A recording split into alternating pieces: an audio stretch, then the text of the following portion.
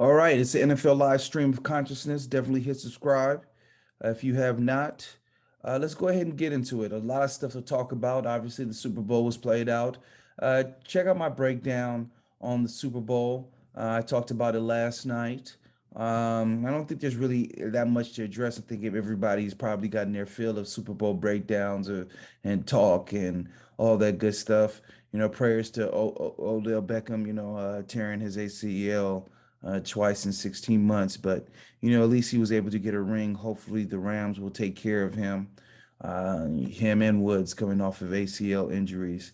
It's going to be interesting to see where they land. But, all prayers to him. Um, Nothing really to talk about more about the game. I wouldn't say it was a great game. There was high drama because it was close at the end. And I definitely think that the Bengals will be kicking themselves in the end for not winning this game. All the opportunities were there for them to take it. And they just, at one, I don't think that they ran the ball enough. And I think that especially with their lack of ability to block in the pass game. I think that should have been a focal point. There's no way that Joe Mixon, who a lot of people believe may be the most complete back in the NFL, should have 25 to 30 touches. There's no way that shouldn't have happened. For him to have 15 rushes, that doesn't make sense. But shout out to the Rams. I don't think that they were the best. These were the best two teams in similar game elimination formats. That's just what happens. That's why I think people like football. I think that the uh, Chiefs fans, Bills fans, even Niners fans across the country are kicking themselves because I do think that all three of those teams, if they would have played their best game, could have outplayed what we saw from the Rams and Bengals last night. So, uh, they've already put out the odds for next year. The Chiefs and the Bills are the highest. I don't know. I mean, it's interesting to look at, but in my personal opinion, before the draft, before free agency, how can you put odds on anything? What if Tom Brady comes back and he plays on the Niners? So that's a fool's errand. Unless you know that you got the inside scoop and, maybe you run to the sports book while that Niners line is low. But yeah, a lot of teams are in flux. I think there's going to be a lot of quarterback movement, which is what I want to start off with. They said there's a 25% chance that Kirk Cousins gets traded. This is from a source who had it up to as high as 60%, but it looks like the new Vikings coach, the former Rams offensive coordinator, Kevin O'Connell, wants to work with Kirk Cousins. If I am a Vikings fan, I don't like this. I think they should trade him. I think this Super Bowl shows with the talent that you saw at the quarterback positions, especially in the AFC, you're going to have to beat one of these teams. And are you going to be able to beat them with a mediocre quarterback? It's either you have one of the league guys or you don't. And Kirk Cousins has shown he's good enough. He's a above ground pool. I mean, he's a pool. He's solid. It's better than nothing. But is he someone that's going to lead your team to the promised land? No. You've seen multiple receivers, Diggs, Adam Thielen, Justin Jefferson, be frustrated with his play, with his lack of decisiveness. Are you going to feel good? Say if everything breaks your way, like everything broke the Bengals way, and you're playing in the Super Bowl versus Patrick Mahomes, versus Josh Allen, versus Justin Herbert, versus Joe Burrow, versus Deshaun Watson, versus any host of those quarterbacks, do you feel comfortable with Kirk Cousins? So no, it's time to get a first round pick. There's a lot of thirsty teams. Washington's thirsty. Let's look at the teams here, and we'll talk about Washington in a little bit here.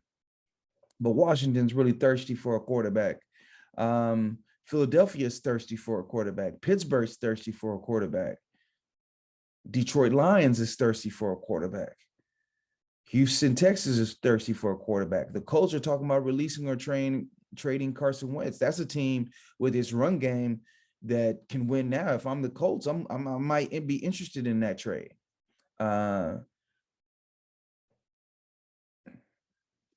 Atlanta might be looking for a quarterback of the future. Carolina might be looking for a quarterback. The Saints. So this is definitely going to be a buyer's market if you're a team looking to trade your quarterback. Excuse me, a seller's market. This is definitely a seller's market. This is if you're a team that's looking to trade your quarterback, this is the market for you. So you might say, hey, well, what are we going to do as an organization if we trade a quarterback? Because then that puts us in the carousel. That's a true statement. But at the same time, I think you can find stopgaps until you find a younger guy. You can get a Jameis Winston or a Cam Newton or a Nick Foles or a Carson Wentz and stopgap yourself until you find the guy of the future. The Vikings are not in a good situation, cap wise, roster wise. If you are a Vikings fan, you know that the talent level on this team has eroded from that team that went to the NFC Championship. The defense is not the same. The offensive line still has its issues. It's just not the same team. So, maybe it's time to start to look to possibly rebuild, to take that money off your books, go with a smaller contract so you can plug the holes around, maybe draft a quarterback. There's multiple quarterbacks in the low first round, high second round area, draft one of them. Maybe you hit on a Dak Prescott type player and you move forward. But with this guy, it's not working. And that's the conservative nature that I've heard. Many people decry, including myself, about the NFL and just sports teams in general. That this guy is not good enough to get you to the promised land, yet you still run it back. And a great way to self-scout is to look at the teams around you and say, hey, can we beat this team? Can we go on the road and beat Aaron Rodgers? Can we go on the road and beat Patrick Mahomes or the Bills? Do we feel good in those scenarios, in those situations? Honestly, the Vikings should have made the playoffs this year. So, I just think it's time for a change. So I would definitely sell high if I was the Vikings. But, the conservative nature of NFL teams have already downgraded the opportunity to trade him, according to the sources. So I don't know. We'll see. But I definitely would move him. What else do we have here? Kyler Murray says, nonsense is not what I'm about. He just released this statement a couple of minutes ago saying, nonsense is not what I'm about. I vow to grow and be better. Play this game for the love of it, teammates, championships. People went believing in me. Love me or hate me, I'm going to continue to grow and get better.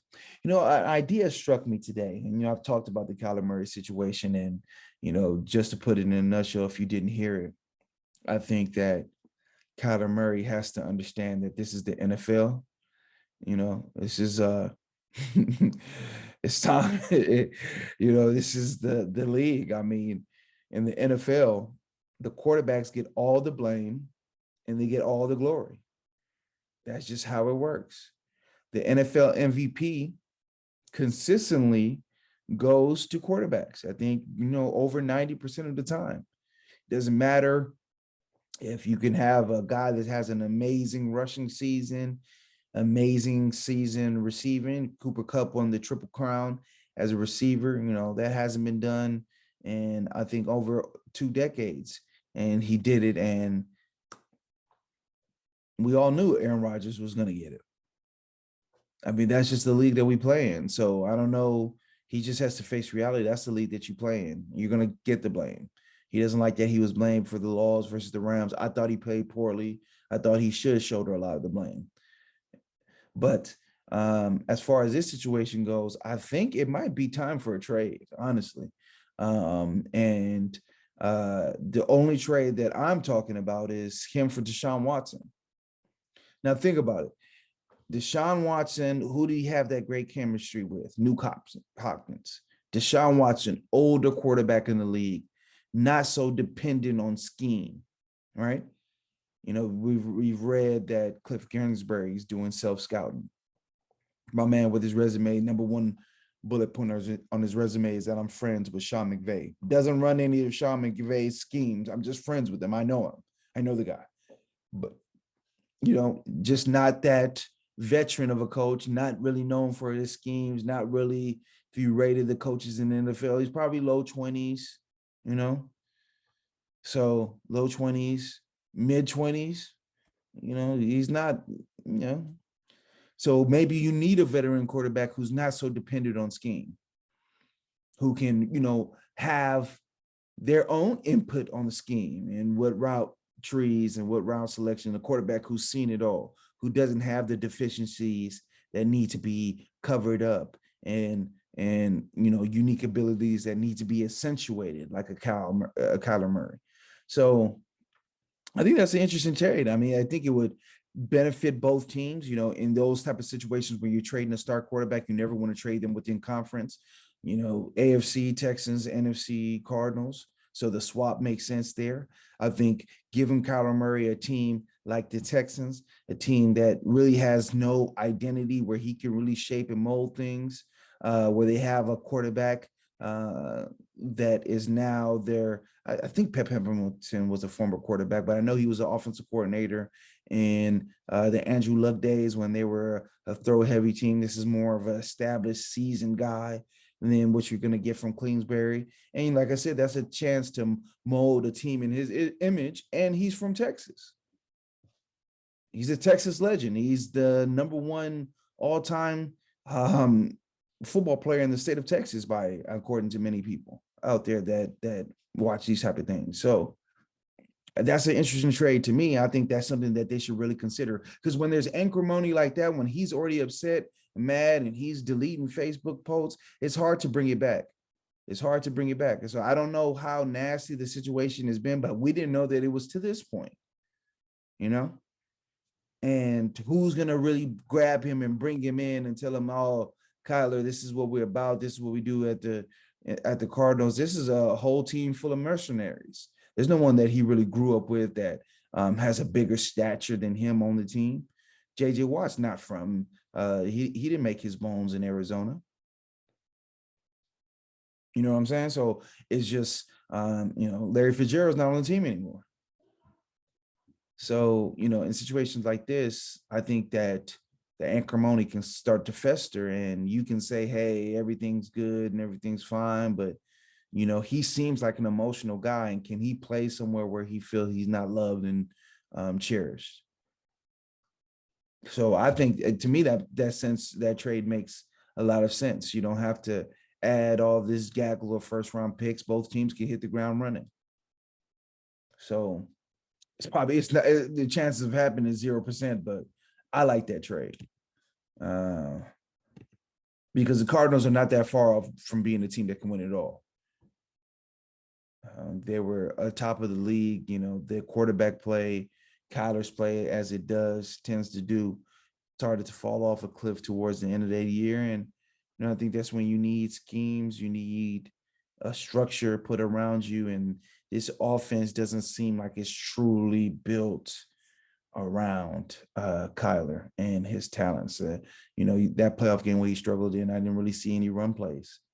I know that he was dealing with an injury, but you don't have to run the Cam Newton power run plays. These can be, jet sweeps. These can be tosses. There can be things, sprint outs. There could be, run plays that you can run with him to, open up the defense and let him get into the game, getting him on the move. And it just doesn't seem like all the hope that people came in for this air raid system under Cliff Kingsbury, being that he ran it at Texas Tech. We haven't seen it. So that is a storyline that I think everybody should be keeping their eye out for. The off season, NFL season, it really doesn't sting today. It doesn't sting next week. It's like 3 weeks from now, you're walking down the street on the, and you're like, man, football's not till September. Like, damn. Questions that reflect who we are. Everyone deserves kindness. Okay, I don't know what that is. That's the Alexa tripping again.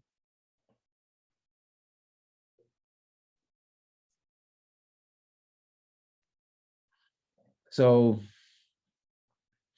yeah, I mean, I think it's another story that I thought was interesting was this Brian Flores, Stephen Ross situation.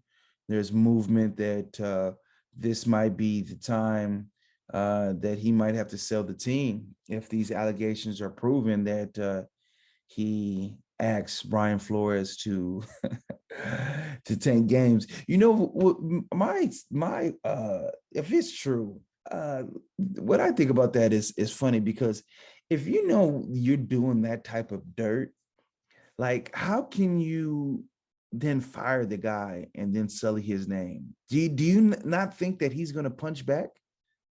Like if he does have receipts for this, right? If it's just he said, I think Ross is going to wiggle out of it. But there's already been one person to come out and say that I was there when he told him to do it. If he actually has receipts and there's witnesses, how could you think that you can fire him and then ruin his name and get away with it? You didn't think he was going to say something about it? That you just going to do me in and I'm not going to do anything?